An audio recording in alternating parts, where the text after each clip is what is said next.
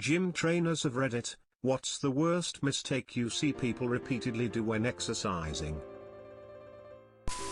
Not a trainer, just a gym rat who has helped a fair number of friends out. For the new folks, leave your ego in the car. If you can't lift it with control, you shouldn't be lifting it. Form over numbers. You're better off squatting the bar perfectly than a couple 90s with crappy form. There's a 99% chance no one is paying attention to you. They're doing their own thing. They don't care that you're not lifting much, that half a push-up tired you out, etc. They were also at that point themselves in the past and understand it. There is no section you're not allowed in, unless you're literally not allowed in it. If there is an area with flat benches and dumbbells, it doesn't matter if the person on the next bench is benching the 200s, you are perfectly fine benching the 5s next to them. The only exception is it's considered impolite to do exercises you don't need a rack for, using a rack.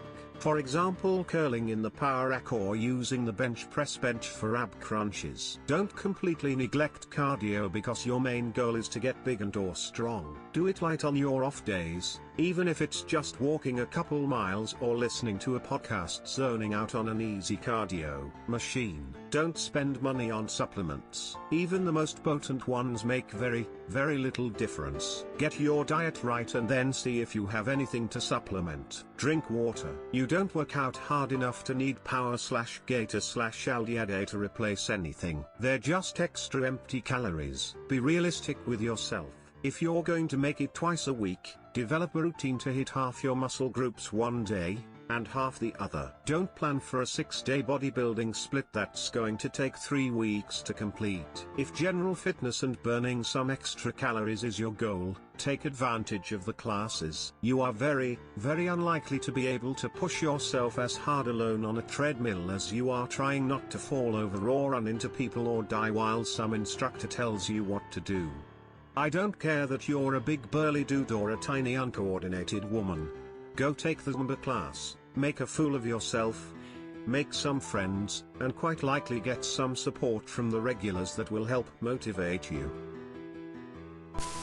When starting out they overdo it. People come in and try to make up for the last 15 years of sitting on the couch in one day. They lift too much and they hurt themselves. Anybody that has had a bad case of DOMS knows how much it hurts, and a newbie suffering from DOMS just put themselves out of the game for at least a week if not forever. So go easy. Lift a little, not your max. Glide into coming to the gym. Most importantly, come back and work out tomorrow. It's all about consistency. It's a marathon, not the 50 yards dash. Here's something my trainer once told me that finally clicked everything into place. The results you want are 30% what you do in the gym, 70% what you eat. It was mind-boggling to me, since I would have guessed the opposite. Once I changed my nutrition, I started seeing a change. You can't outrun the fork. Doing bicep curls and using mostly their back. If you can't have a tight core and control the movement with your arms, it's too much weight. Stop lifting with your ego and do the right weight. A few cheat curls at the end of a set is fine. Arnold even recommends it, but if your whole set is cheat reps.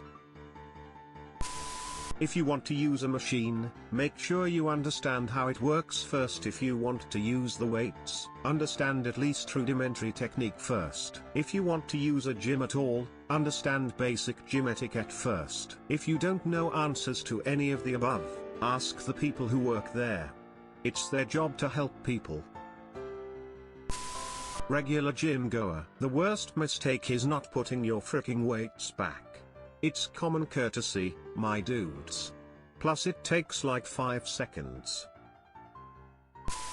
Not a gym trainer, but I constantly see people lifting weights heavier than they should. To compensate they get wacky form which is going to injure them. No one in the gym cares how much weight you lift. But they'll definitely notice terrible form. Not a gym trainer, but on the way to the gym it really annoys me when people don't use their blinkers.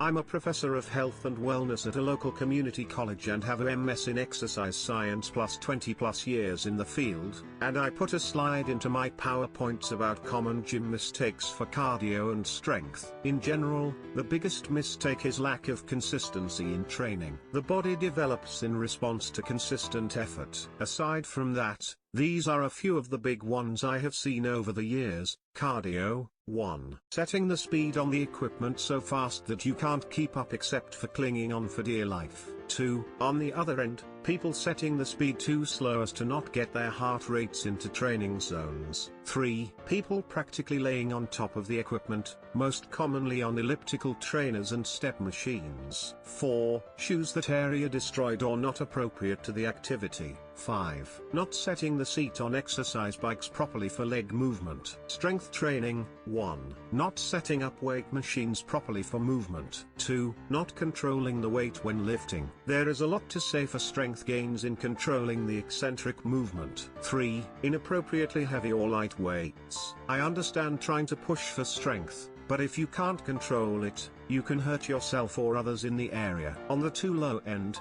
you won't get any gains. You don't always have to push for strength, but if you can flap those weights around like you are trying to gain airspeed, it won't do anything. 4. Too much, too quickly. This is true for strength and cardio training. Just leads to injuries, and if you are injured, you can't train. I often find that people who don't work hard enough and then don't benefit will turn around and use it to justify the mindset of exercise doest work for me. Also, mistakes the gym make: lack of proper spacing of equipment for safety, inadequate heating and cooling, lack of staffing. To get the full benefit of a bench press, you have to touch the bar to your chest. A lot of guys only do half the range of motion so they can add more weight. Edit: a lot of comments having to do with shoulder health. I should clarify, I'm not a certified personal trainer, just a guy who's been lifting for about 7 years. Emo: if you're prone to shoulder injuries and don't care about powerlifting, a full bench press will likely do you more harm than good. So it's not a bad idea to do partials, and work your pecs and anterior delts separately. For those with healthy shoulders, retracting your scapula and a moderate back arch will help keep them that way. I have been going to the gym for 14 years, at least 5 days a week. Bodybuilding is my love. I have seen so many weird, awkward, cringe-worthy lifts. The biggest mistake I see is beginners trying to put on mass focusing on chest and arms day after day while neglecting their legs, back and other supplementary lifts. These are also the people who come regularly for 2 months then never show up again. They go too hard on the first days and end up all sore and unable to move. They start seeing results and progress on their lifts and think they can handle more weight that they actually can and end up doing the exercise with poor form. They think eating clean is starving themselves, only eating vegetables and very little protein-dense foods. They don't have a proper split to work out their muscles. Instead of dividing the days to work each muscle group, they just jump to the first free machine and start doing it. They spend too much time doing cardio and too little lifting weights. They don't understand gym etiquette and forget to clean the equipment they use, re-rack their weights, start using equipment that is for something else, curling in the squat rack. Not a trainer, but I was a fatty for a while until I hit the gym hard last year. If you are looking to lose weight, there are plenty of ways to do it. However, you cannot specifically target an area to lose fat there. If you are looking to lose belly fat, doing 1000 crunches in a day will not shrink just your belly. You will gain muscles there for sure, but the fat isn't going to just decide to leave that one area.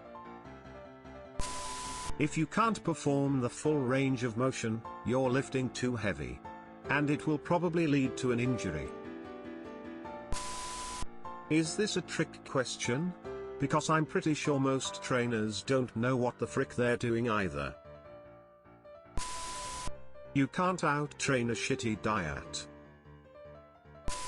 Expectations are all over the place. Exercises are marketed in pretty stupid, sexist, counterproductive ways. Ladies, Unweighted cable kickbacks and 25-pound single leg deadlifts aren't going to give you a big round firm butt, they aren't going to do shit. Guys, curling a 50 pounds dumbbell once then using your other hand to help you through the next 4 reps is not as useful as curling 25 pounds 10 times with proper form. Middle-aged people, 30 minutes on an elliptical 3 or 4 times a week is great for your health, but it's not going to transform you into Jada Pinkett Smith by April. Teenagers, an hour in the gym doesn't count if you spend 75% of the time shouting every word you say to each other and standing in crowds around one piece of equipment while one guy works. Also, don't tease each other about ability level, ever. Instead, ladies, lift weights that are heavy and take effort to lift. That sweat and breathlessness and heat and pain is what it feels like to tone.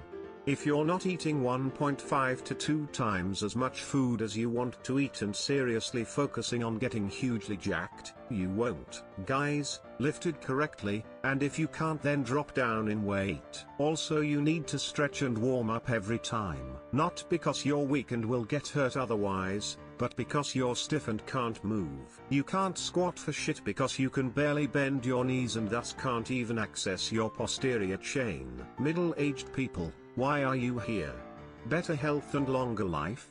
Then focus on how you feel, not how you look. Also, your kids don't want to follow your diet, it's not good for them, and no one wants to hear about it. You're not building a pyramid of stone, you're building a pile of sand. You can't stop when you get to a certain point, you have to keep working at it from now on or it's going to disappear. Teenagers, if you put in the work now, you will reap benefits far greater than at any other time in your life. Talk to a coach or PE teacher, careful to not get molested, and get a program, then stick to it. If you want to goof around, do it quick between sets, or save it for after.